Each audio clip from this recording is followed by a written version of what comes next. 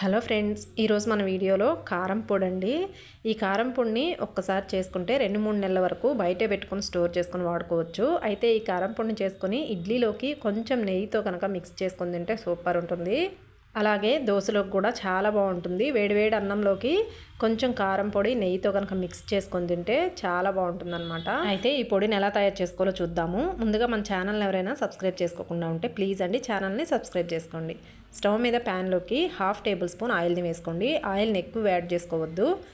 కందిపప్పు ఇక్కడ నేను చిన్న టీ గ్లాస్ అంతా తీసుకున్నానండి. కందిపప్పు క్వాంటిటీ ఎక్కువ ఉండేలా చూసుకోవాలి. అలాగే 1 టేబుల్ స్పూన్ పచ్చిశనగపప్పు, 1 టేబుల్ స్పూన్ మినప్పప్పు, 1 టేబుల్ స్పూన్ పెసరపప్పు, ఒక 10 వరకు మిరియాలని కూడా వేసుకొని ఇవన్నీ కూడా మంటని మీడియం ఫ్లేమ్లో పెట్టుకొని గోల్డెన్ బ్రౌన్ కలర్లోకి వచ్చేంత వరకు వేయించుకోవాలి. ఇప్పుడు స్పైసీనెస్కి తగ్గట్టుగా ఎండుమిర్చిని వేసి ఎండుమిర్చిని కూడా బాగా వేయించుకోవాలి.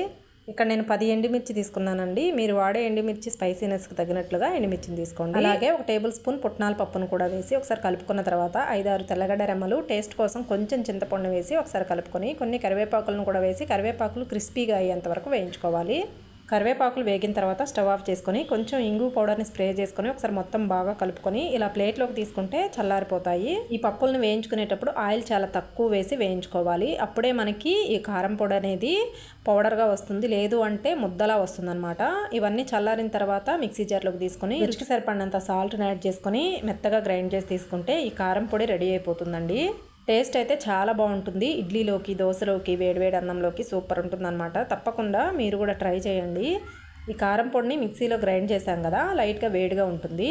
దీన్ని మొత్తాన్ని ప్లేట్లోకి తీసుకొని స్ప్రెడ్ చేసి కాసేపు ఇలా ఉంచినట్లయితే చల్లారిపోతుంది. ఇప్పుడు దీన్ని ఏదైనా మూత ఉండే బాక్స్లో కానీ గాజు సీసాలో కానీ తీసి బయటే స్టోర్ చేసుకోవచ్చు. 2-3 నెలల వరకు చాలా ఫ్రెష్గా ఉంటుంది.